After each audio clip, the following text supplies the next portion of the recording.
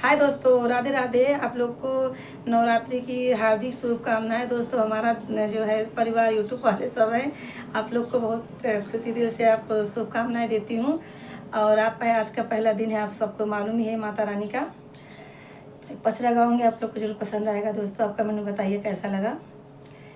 कौने रंग मूंगवा कौने रंग मोतिया हो, कौने रंगवाना, कौने रंग मूंगवा कौने रंग मोतिया हो, कौने रंगवाना। हमारी मैया का चुनरिया हो, कौने रंगवाना। हमारी मैया की चुनरिया हो, कौने रंगवाना।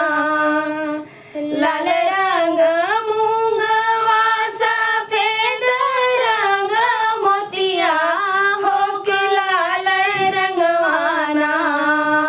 लाल रंग मूंगवा सफेद रंग मोतिया है, कि लाल रंगवाना। हमारी मैया का चुनरिया हो, कि लाल रंगवाना।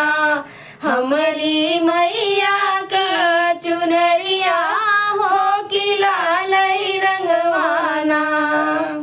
छिटी गाये मूंगवा बिटकी गाये मोतिया हो, कि फाटी जई है ना। छिटी गाये मूंगवा बिटकी गाये मोतिया हो, कि फाटी जई है ना। हमारे मैया का चुनरिया हो, कि फाटी जई है ना।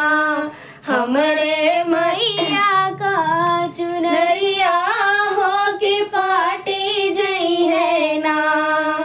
बिनिले वही मूंगवा बटोरे ले वही मोतिया हो, कि दूसर ले बना। बिनले वही मूंगवा बटोरे ले वही मोतिया हो, कि दूसर ले बना। अपने मैया का चुनरिया हो, दूसर ले बना। अपने मैया का चुनरिया हो, दूसर ले बना। अपने मैया